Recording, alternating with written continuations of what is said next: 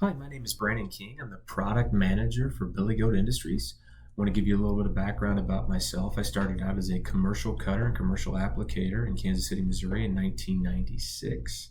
We did a lot of mainly commercial properties, so we would be talking about strip malls, industrial parks, some parks and rec support, and even some small multifamily dwellings, apartment complexes. I did that all through high school and on into college. Going to college, I went to University of Missouri Rolla, and I got my Bachelor's of Science in Mechanical Engineering. When I left college, I knew I was pretty much destined to stay in the industry because I'd been doing it since I was a little kid and loved the work so much. I was like, I wanted to get into the manufacturing side. So I've been on the manufacturing end now for about 12 years designing product, and have recently transitioned out of engineering into the product management role. For today's video, I want to walk around lawn renovation with a focus on aeration mainly, and we'll do a couple product walkthroughs for some Billygoat aerators. So let's start out by talking why we aerate. Over the course of time, yours or your customer's lawn will experience a multitude of events that can be threatening to its overall health. Things like heavy foot traffic, the summer heat stress, excessive thatch buildup that can occur during the growing season when the mowers were cutting off so much grass, we build up a bunch of thatch throughout the cutting season. Soil compaction. These are all very common things that can happen to the average lawn. We aerate the lawn to help combat these issues. So at the basic level, what is aeration and how does it help? Core aeration is done using an aerator. This is a mechanical device that can remove a core out of the soil. This has a list of benefits to your turf. Pulling that core out will help oxygen and nutrients flow down and get to the root of the grass down into the turf. Getting that oxygen and nutrient flow is going to help strengthen the turf from the root up. When I poke a hole in the ground with an aerator, I'm allowing the soil to be a little looser, relieve that soil compaction. That loose soil is going to let the root of the grass be able to grow easier. It doesn't have to fight hard soil to grow. This is going to cause the roots to be able to grow deeper, and a deeper root is going to help with drought tolerance. As I pull the cores with my aerator, it will actually rip the thatch as it's ejecting the core out of the ground, so it will reduce your thatch across the lawn as you run your aerator. Since I'm pulling the cores out, and as the rains will fill everything back in, it's amazing. This will help to smooth out bumpy spots in the lawn. They will fill back in to the holes that you've poked in the ground and help to smoothen out the lawn. This is also ideal for prepping bare spots for top seeding. You end up with a bare spot in your lawn. The thing you got to do to get your seed down for sure is make sure that I've got the topsoil as loose as I can so that seed can get penetrated in and start germination. So running an aerator across a bare spot is a great start to get for seeding purposes. Also, if you have a clay or a rock or any type of soil that's deficient, poking the holes or doing the aeration and then going back with an amendment, that amendment, whatever you're putting onto the lawn, is going to go down into those holes and help to strengthen the soil from the ground up, rather than trying to have it sit on top of the soil and slowly work its way down. So all this is great for just the general lawn health, but what does it mean to a commercial cutter, commercial landscaper for a business proposition? What does this help for the business side of things? Well, it's a couple things really. Doing the aerations, especially if you do have a cutting portion of your business, this is kind of like job security for you, especially if I'm a class 2 type turf that doesn't have an irrigation system and I'm looking to make sure to keep my lawn healthy, or to keep this property or lawn healthy so I can continue to cut it week over week. So it does become a little bit of job security to perform these aerations, as well as it's a great revenue generator off your existing customers to extend your offering and extend the revenue revenue out of the customers that you already have. It used to be, back when, it was a lot more difficult to perform the aeration when all we had was drum aerators. Well, nowadays with recips coming in and the technologies allowing aeration to be much, much easier, becomes a great revenue generator.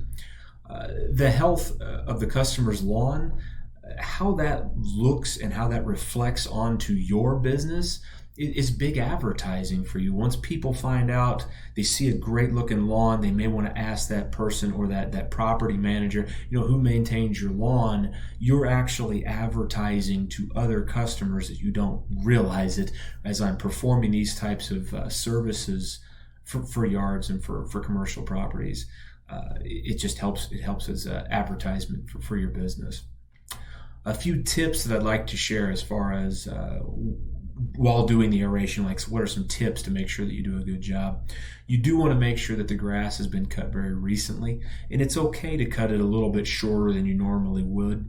Just be careful not to scalp it. You don't want to make the customer's lawn look terrible before I start to do the aeration. So a quarter inch shorter, maybe a half inch shorter than typical mowing is fine, but make sure that it has been cut relatively recently.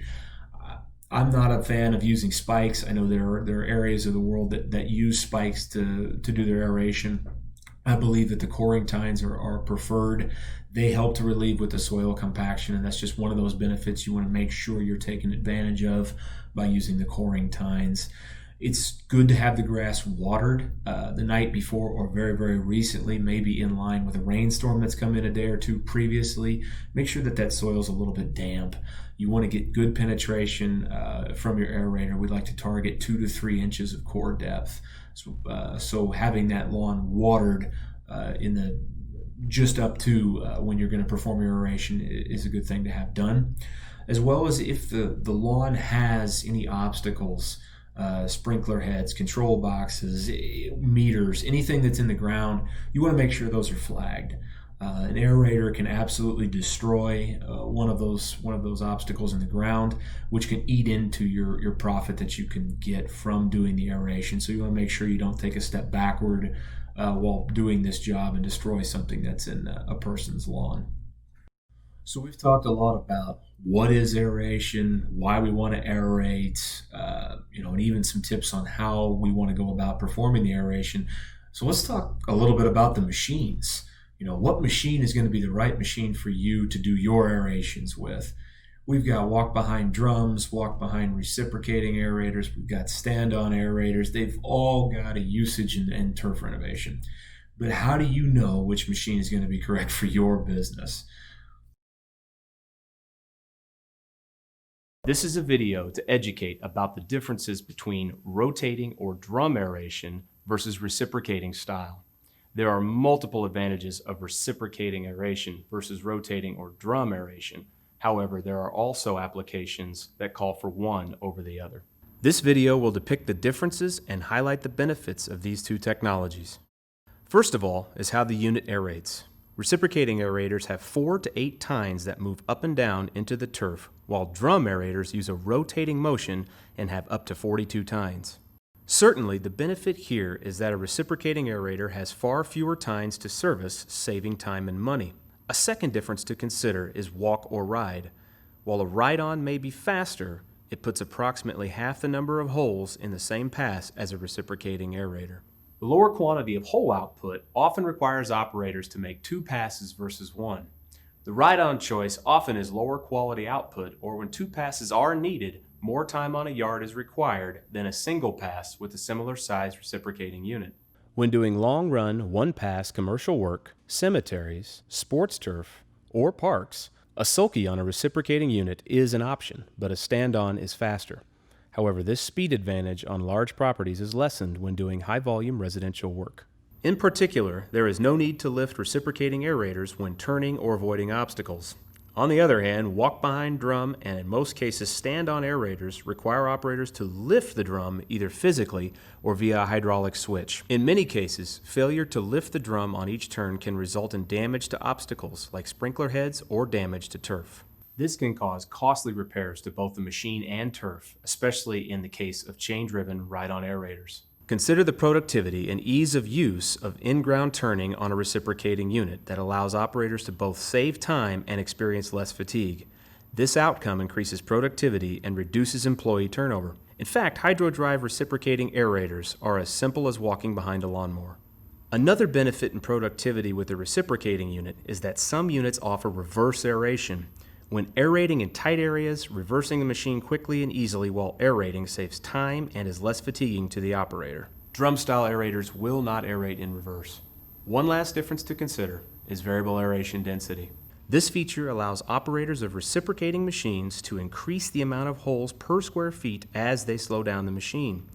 This is an ideal feature when a diseased or dead area requires a high volume of holes, so it can be easily and quickly patched and repaired with new seed, plus the seeding can be billed for. Drum or rotating aerators do not have this feature. They have the same number of holes no matter how fast or slow the operator goes. This often causes operators on drums to spend excess time aerating over those patch areas multiple times to prepare them for seed and patch. So, we hope this has helped you understand the differences between these types of aerators. In summary, we believe both units have their place, but one shines in longer run applications like larger sports, commercial, and cemetery, while the other outperforms in higher volume residential applications. So now that you know the different types of aerators that are out there, there's a key question we haven't answered is whether or not I should buy the aerator or I should rent the aerator. Now, if I'm a homeowner just taking care of my own yard, doing 2 aerations a year, most likely I'm just going to rent. It would take a whole lot of aerations or a whole lot of years to pay for the need to buy an aerator if I'm just a homeowner. But for a landscaping company or for a commercial company, that decision's a little bit trickier. We need to make that decision like it's a good business decision. So you got to factor in the amount of work, the amount of jobs that I want to do, what type of profit am I looking to get off of all of those jobs? Am I able to store the unit? Am I able to take care of the maintenance or schedule the maintenance for the aerator? I got to take all of that and I got to weigh that against renting the machine from my local rental house. Depending upon what type of aerator it is, whether it's a drum or a big stand-on aerator, they can go between $400 to $1,800 per week, just depending upon the type. So I know that cost, it's pretty well set. I do have to handle rental availability in my area. Do I have my competition also out there trying to rent the same aerator, and there could be a shortage of aerators, which would cost me money to not be able to have a product to do my business. All of that has to kind of be measured and weighed out to figure out where your break-even point is and what point do I grow my business to where I no longer rent and I need to buy to ensure that I'm able to keep my aerating service viable for all of my customers. Now we're going to do a walk around on a couple of Billygoat aerators. The first one I want to take you through is the PL2501 series aerator. This is a 25-inch aerator with 6 reciprocating tines. The machine is self-propelled with ground speeds up to 3 miles an hour, and for productivity-wise, it can aerate up to 1 acre per hour. The machine has 2 available engines. You can go with a Honda GX series or a Vanguard 200 series. The Vanguard 200 series engine has a couple of nice features. First is the cyclonic air filter, which extends the life of the filter itself up to 600 hours. It also has an advanced oil management system which allows you to run up to 200 hours in between oil changes. Helps to keep the downtime to a minimum. They're great features for what an aerator is going to have to go through. These machines will have to do work in the dirt and dust when it's really, really dry. The cyclonic air cleaner helps to protect the engine and keep the dust and dirt out. And just longer time on the oil changes. That's great for anybody. We're going to keep less downtime, less maintenance. That's fantastic. The PL2501 also has Billygoat's common control system on it. This is a hydro drive, variable speed forward and reverse system. Forward speed's on the right, reverse is on the left. The harder I squeeze the lever, the faster the machine goes, depending upon which direction I'm squeezing the levers, or depending upon which lever I am squeezing. The machine also has a patented easy drop and patented easy lift system for getting the tines in and out of the ground. When I engage the bail on the operator left-hand side, the tines start to spin and they drop to the ground all in the same motion. That gets you aerating as soon as you hit the lever. So as soon as I'm on the bail, I'm aerating. In order to get the tines out of the ground, there's a pedal that will help you to lift them back up out of the ground and get them up into their transport lock position. So I can either back up the machine or I can transport the machine over obstacles, load it on a trailer, whatever I need to do. But I have a pedal that helps me get my tines back out of the ground. So no lifting, very easy movement, engage the bail, raise the pedal. I can get down, I can start aerating, or I can stop aerating. The easy drop mechanism also has one other really unique feature. When I'm aerating, if I let off of the bail but do not raise the tines with the foot pedal, they are allowed to just drag. The tines will just drag across the ground. This is ideal if I'm coming up on a sidewalk or on top of a water meter or a box, any kind of obstruction in the yard. I can let off of the bail, continue driving, let my tines drag over that obstacle for uninterrupted aeration. Once I'm past it, re-engage the bail and keep on aerating. As discussed in the video that talked about the differences between drums and reciprocating and stand-ons, this machine has in-ground turning due to its reciprocating nature. Allows me to turn the machine in the ground, don't have to lift anything. It also has variable aeration density, another thing that is just because of the nature of a reciprocating core aerator. The slower I go, the more holes I can poke in the ground. This machine has foam-filled rear drive tires and semi-pneumatic locking casters. This means there's no air required for any of the tires. That also means there won't be any flats. The locking casters on the front of the machine are good for hillsides to help keep the machine from trying to slide down the hill. As you're going along, you'll find that there are some spots where the machine may want to crab a little bit down the hill. Lock the casters for those hilly areas, and it'll help you hold and track much, much straighter. The machine has no tool flip-up hoods, so I can open up the entire machine like a clamshell, be able to access everything down from the top to get to where the belts are, to service the crankshaft, service any of the chains, check spring tension, get to the oil. All of that can be done just by flipping open the hoods. I should be able to get to everything. The machine is able to have 40 pounds of water weight added into a liquid tank that's right above the crankshaft on the rear wheels. That helps for ground traction. As the ground gets dry, you're going to want to make sure you put that extra weight on top of it. That will help keep the rear tires tractive, which will keep the machine driving smoothly. The reciprocating mechanism itself uses mechanical advantage to stab the hole in the ground, so it will be able to bust up dry soil one way or the other. But what happens is the harder it gets, the rear of the machine will tend to want to jump off the ground. So putting that extra weight in that liquid tank will help keep your drive tires on the ground and keep you tractive in dry conditions. Machine also has an hour meter, which is great for helping you to track service intervals, track usage on the year. If you keep a detailed log on your maintenance, having the hour meter, all those checkpoints that you can equate an hour to, just a good thing to have for your business. This machine, as compared to its previous generation PL2500 series, has the ability to have the main drive belt serviced without having the aerator crankshaft completely removed from the machine. There's a access door on the operator's right-hand side, which there's also a convenient video out there that shows you exactly how to do this, but you're able to get the belt in and out of the machine without having to take the crankshaft out. So it saves you a lot of time, because inevitably we will fail a belt. Belts are wear items, so inevitably you will have to replace a belt on this machine. So having that serviceability, very, very nice. Also, there's 6 tines on this machine, and it's a single nut to pull each one of them off. A lot less maintenance to change out tines than it would be on a drum aerator. The second machine I'm going to take you through is the AE1300H aerator. This is a 30-inch aeration width machine that has 8 reciprocating tines. Self-propelled machine for ground speeds up to 4.3 miles per hour, and for productivity, this machine can aerate up to 1.6 acres per hour. It is powered by a Honda GX390 series engine. It also carries the same Billygoat common controls, hydro drive, variable speed, forward and reverse that we just talked about on the PL2501. So forward on the right, reverse on the left. Harder I squeeze, the faster I go. This is also a reciprocating aerator, much like the PL2501, so I have in-ground turning. No need to lift the machine when I turn, just drive it like I would any other piece of equipment on the ground.